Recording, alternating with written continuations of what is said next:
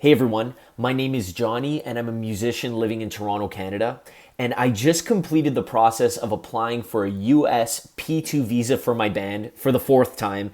And I figured since the information was still kind of fresh in my mind, I would create a video here documenting the whole process of applying for a P-2 visa from the start right up until crossing the border. And to make things easy for you, I've actually put all the chapters down below on the YouTube scrolling bar there. So I'm not sure if it works on mobile or whatever, but if you're on your desktop, you can just easily go through each of the chapters and jump to a section. So yeah, check that out as well. I just want to say by no means is this any official advice. This is just me kind of documenting what has to happen in order to get a visa. I do recommend that you do all of your own research still. There's some great resources on the CFM website, which I've linked below in the description. All the links for everything are down there. So just do your due diligence. They lay it all out there, but this is more a visual kind of documentation of the whole process. So I hope you enjoy, and here we go. So right off the top, I just want to say that if you do have a gig booked in the US or you're planning on going there, you 100% need a visa to do so. You can't just cross the border. I've heard horror stories, and I know someone personally who tried to cross the border to the US to play a gig and they were denied because they didn't have a visa. So it was a very tough lesson to learn, but you 100% need a visa. There are a few options, but the typical one that you need going for a one-off gig or a bunch of gigs or a tour will be the P-2 visa. So now that we've established that you need a P-2 visa to perform in the United States as a musician or a band, I just want to let you know that there is a list of everything that you need to do on the CFM website. It's really well done. It's really well put together. So I have a link to that once again down in the description section below. They also include the current wait times on how long it takes for a visa to be approved. So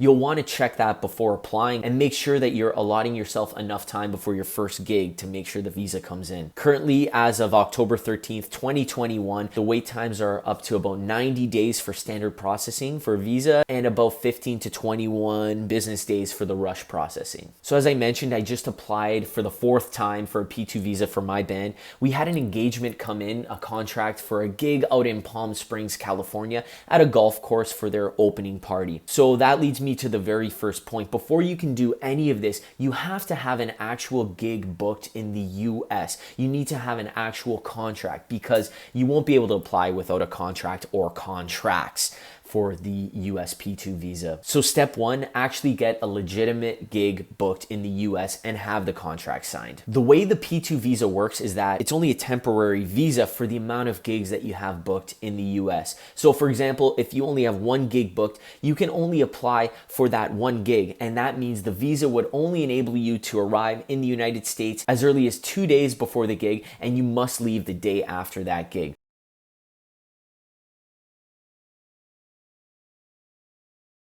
So what many people do is once they get their anchor gig in the US, they'll try and book more gigs around it to extend their visa. Although the P-2 visa is a temporary visa, it can be valid for a maximum of 364 days as long as you show proof of engagement every 45 calendar days or proof of regular ongoing professional activity within the United States over the course of those 364 days. In my case, my band will try and get one gig and we'll book the entire year, even if it means talking to a few venues and telling them that, hey, we want to be coming down here this time, and this time to do tours. Can you book us the anchor gig? So a lot of bands will book around one engagement because it makes a lot of sense. It's a bit of money to apply for the P-2 visa. So making the most of it and extending it for as long as you can makes the most sense. So a lot of people do that. So yes, if you have gigs every 45 calendar days or proof of regular ongoing activity, I don't know exactly what that means, to be honest, but I would imagine if you have some kind of residency or some kind of company that's booking you for a bunch of events over the course of the year,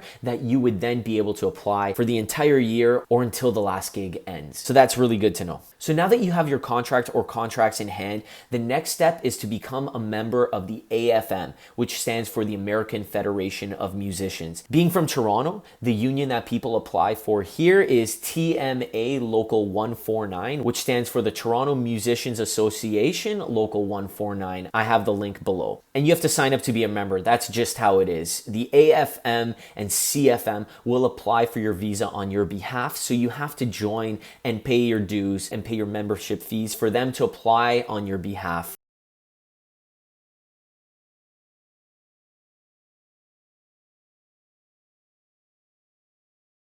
So you simply go to the TMA 149 website, tma149.ca, and you can actually scroll down and go to become a TMA member, apply online now. And you just fill out all of the questions here, and then you have to pay the fees. The initiation fee per member is $225, and then you also have to pay all of your quarterly dues up until the last date of the gig you're applying for. So if you're applying for a year from now, you have to prepay all of your quarterly payments up until that date. So it can get a little expensive, but a bit of a tip is that, at least when we did it a few years ago, if you're applying as a band, you can get a bit of a cheaper rate. Not a lot of people know this, and maybe it stopped, but you can get a bit of a cheaper rate.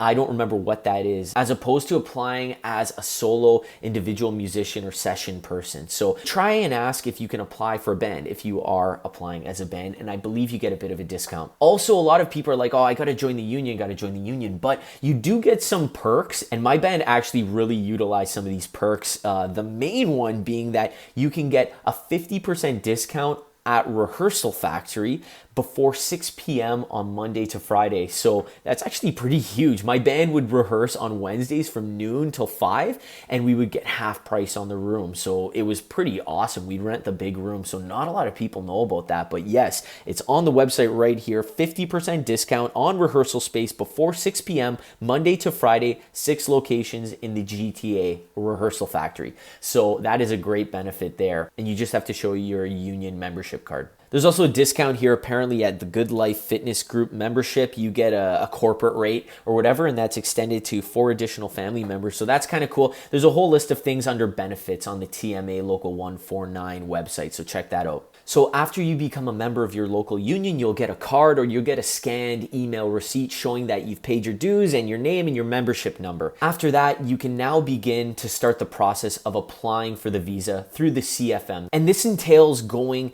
to this CFM website right here, which I've linked below.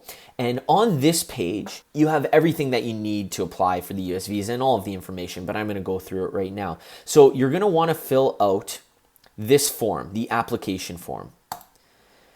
This application form is very straightforward, but I'll walk through it with you right now. So you're going to need to fill out the band, leader name, or musician name. Obviously here you fill out your first and last name. You can actually fill this out right on here and save it after and print it. So a lot of this you can save online. I did notice that it's a little glitchy with a few of the categories. It'll just erase it after, but for the most part, it'll save almost everything. So just note that when you're going to print it out.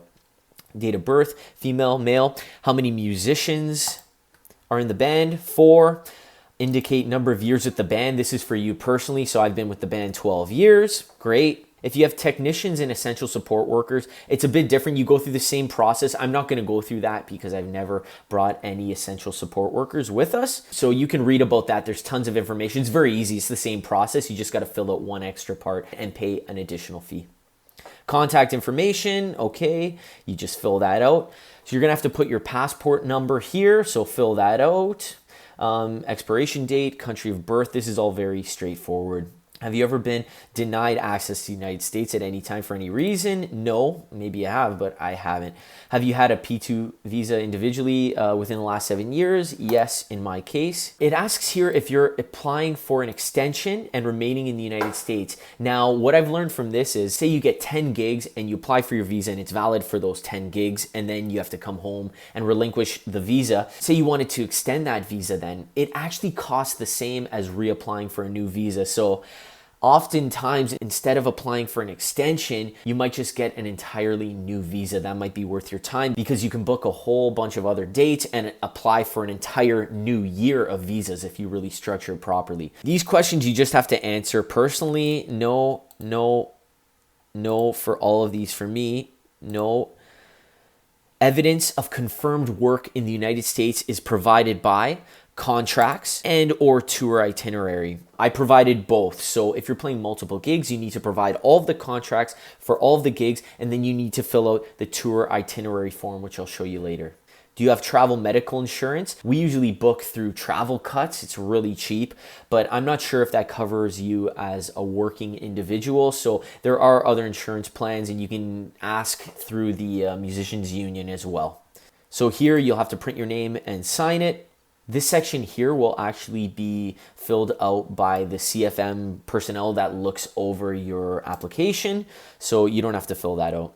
Traveling information, requested date of entry. You may not request more than 2 days prior to your first engagement unless otherwise authorized. So if you're driving, let's say from Toronto to California, and you need a few days, you can ask the AFM person if you can do that. But aside from that, if you're flying, you can only travel and arrive 2 days prior to your first gig of engagement. So you can fill this out. If you don't have the flight booked yet, that's okay, but I would write here the date that you will 100% be traveling. So don't worry, you don't have to show your airplane tickets or anything, but that's the date you're requesting to arrive. So I would then book flights on that date. If not, contact the AFM or CFM and let them know. There's someone who will be dealing with your case, your application. Let them know that there's been a bit of a change, but just make your life easy and book the date that you're actually going to be traveling on. A requested date of exit, indicate the day after your last engagement, no exceptions. So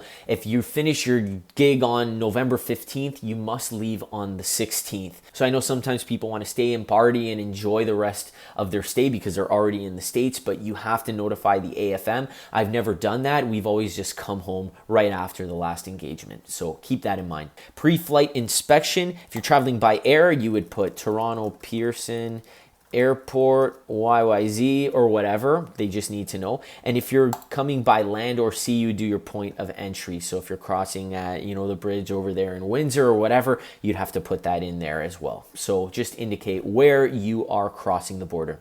Policy of indemnity, this is just stating all of this. You acknowledge the following, and then the representative, so whoever the band leader is or the person applying on behalf of the other members, you would sign and fill out this section, and you only need to fill out this section once. I usually include all 4 of ours all together in one package, and I fill out this section 4 times, and the woman at the CFM always tells me, oh, you only need to fill it out once. So you only need to fill this out once. I always fill it out 4 times just in case, because I'm paranoid and I don't want any problems. Part 4, you would just simply write the musicians, all the musicians in your band, and then write what instrument they play. So John Doe, lead vocals.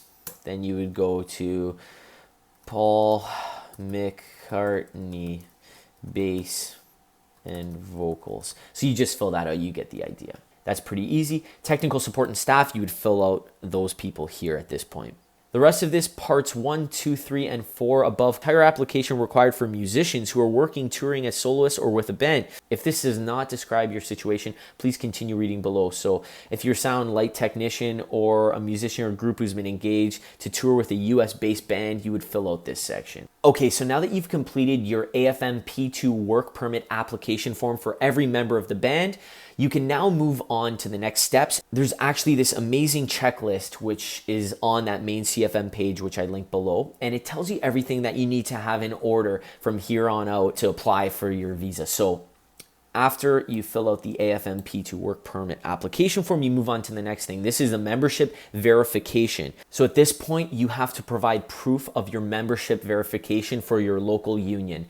So that means you can provide proof in the form of either copies of the front and back of your membership cards saying that you're members and you've paid your dues, or you can have that membership section filled out on page 2 of this section here that I mentioned earlier. Or you can have just email verification from your local union office saying that you and your band members have their union dues paid up until the day you're applying for your visa. What I did on this recent application, because of the pandemic and things like that, I actually just had a person at the TMA Local 149 email me confirmation saying that we paid our dues, and they knew what I was doing it for. So it was all official, and I forwarded that to the CFM person who was reviewing the application, and it was all good. So you can use any one of those 3 ways. So you have your permit application form done, you have your membership verification completed. The next step on this application are the fees that you have to pay.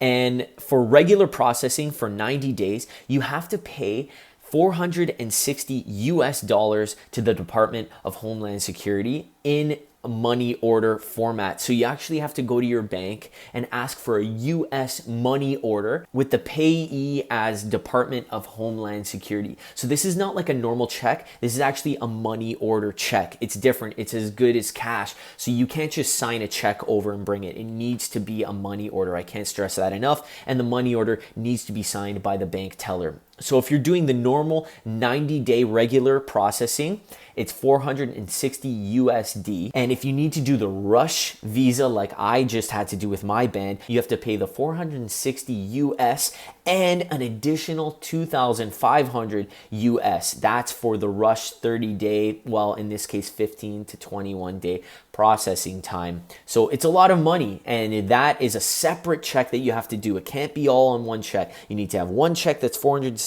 USD and another check that's 2,500 USD, both made out to the Department of Homeland Security, both in the form of money order checks. And then after that, you also need to pay an administration fee to the AFM, the American Federation of Musicians. This can be in cash or this could be in check, but since I'm at the bank, I always get them to do another money order to the AFM. This is in Canadian dollars, not US, so Canadian dollars. And it's structured a little differently.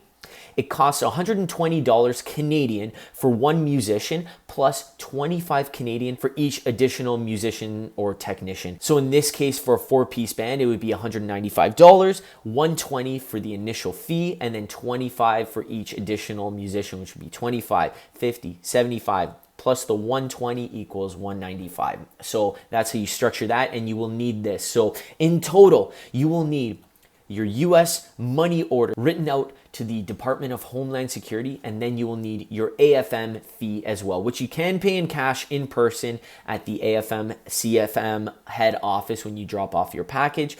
Although, like I said, I do like to get a money order. Since I'm already there, I get a money order written out to AFM, and that just covers everything. So get your money and your fees in order. That is this third step. So now that you have your money orders in hand and your AFM fee, the next step is identification for each musician or technician, which is essentially a copy of the biometric page of your passport, a photocopy. And yeah, that's kind of it. If you're a permanent resident of Canada, you must also submit a copy of your permanent residency card. And foreign musicians on Canadian permits must include a copy of the permit. Okay. So yeah, just get everyone in your band or group to scan their passport and send it, and just print them out and have them all in your package. By the way, I like to keep all of these documents in like a big folder. That's it. And when I bring it, it's just all in order, all safe, and all good. So the fifth step now is contracts. So on every contract, you're going to have the venue name, the full address, the date of the engagement or engagements, all of the musicians' names. So what I like to do if I'm sending out the contract, I like to say the purchaser acknowledges that the following members will be present at the show, or something along those lines. And I'll list all of the band members' names so that when they're signing this contract, it says that we will be the people actually there playing for the band. You'll also want to put the employer or purchaser's contact information. So below where they have to sign, put their phone number, email address, full name, and all of that. And also you're going to want to put the compensation. Obviously this is in standard contracts, but you're going to want to put what you're getting paid, or if it's a percentage or flat fee or whatever. If you're getting a contract from someone else, it's nice to have the letterhead. Just make it look official. At the end of the day, these contracts are getting sent and are going to be reviewed. You just want everything to look professional. It's not going to hurt. Don't just get someone writing something. It needs to be official, letterhead, names, dates. The more information you can have, the better. And that's all I have to say on that. So I'm really detail oriented. I include all of this stuff that is written here. And once again, this is all on the CFM checklist, which I've linked below. If you're doing multiple gigs, you're also going to have to fill out a tour itinerary, and it looks like this. You're going to have to fill out the date, the venue address, the fee that you're getting, a ticket price, venue capacity, purchaser contact info. So if you have 10 gigs booked for a tour, essentially you're gonna have to have 10 contracts in this package, plus you're gonna need this tour itinerary sheet filled out with 10 different dates here, assuming that each date is a different show or whatever. So you're gonna need to fill this out, and it's pretty straightforward. You're gonna have to sign at the bottom, representative signature. If you're filling it out, that'll be you. List of names of musicians performing, write out all 4 of your musician names or whatever, however many members you fill out here. And that's the tour itinerary. Pretty simple. So fill that out and then print it. And once again, you can fill all of this out right on the form and then print it out.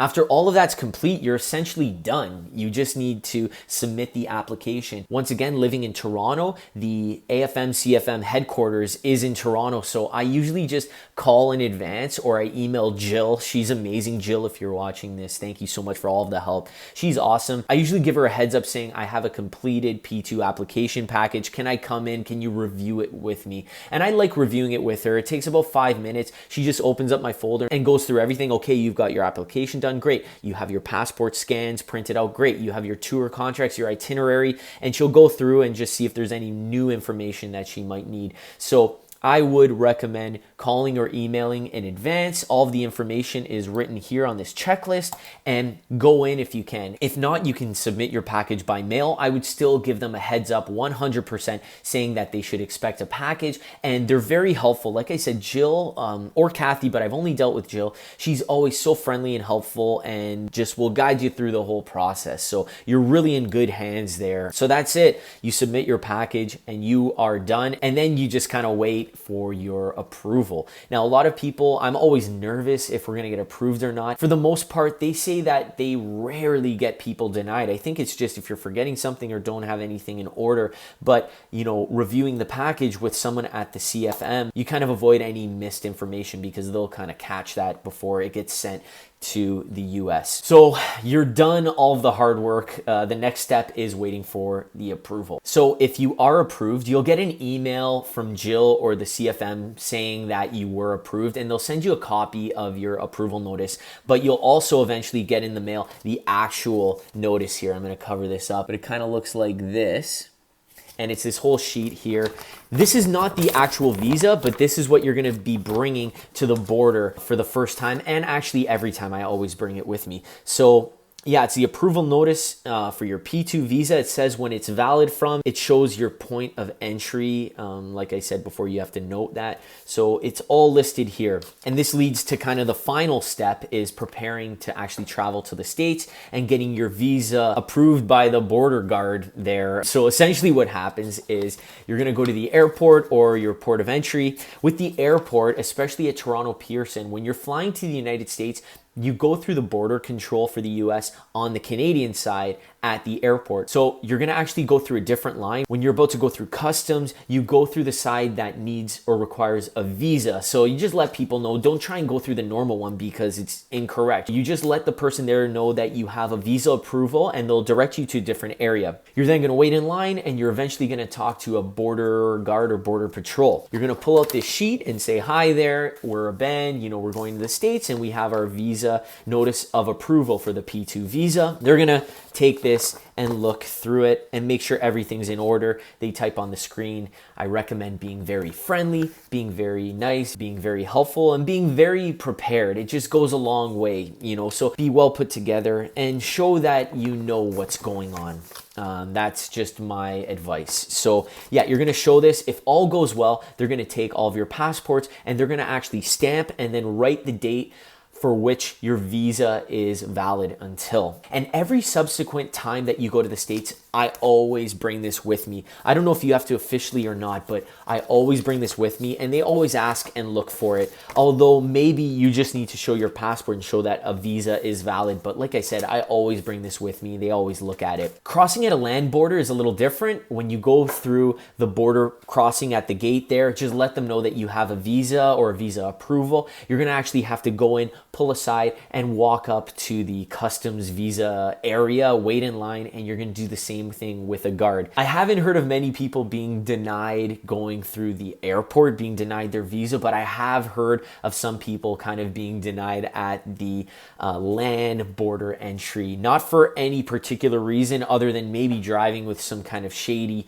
vehicles or having things in the car not being prepared or looking weird, or I don't know, but just have everything in order. Like I said, be professional, know what's going on, and just act very friendly and nice and be your Canadian self, and you'll be good. A lot of people ask about bringing merch to the United States. It's actually recommended on the CFM website that it's just easier to get your merch printed in the US and then pick it up there. And that's what we did. If not, you have to claim all of that and pay duty fees on all of your merch, which I don't know how much that is. I don't know how that works. To be honest, I didn't want the headache. So when my band went to California a few years ago, we had a whole bunch of CDs printed down in LA. And as soon as we landed, we just picked them up and it was super easy. There's a lot of places that print t-shirts down there. And if you plan on going more often, it might just be nice to have some merch located down there that you can maybe store at someone's house. And it's just easier. So I would highly recommend getting your merch printed down there. If you're crossing at a border, I don't know how that works. I'm sure people cross and bring some merch,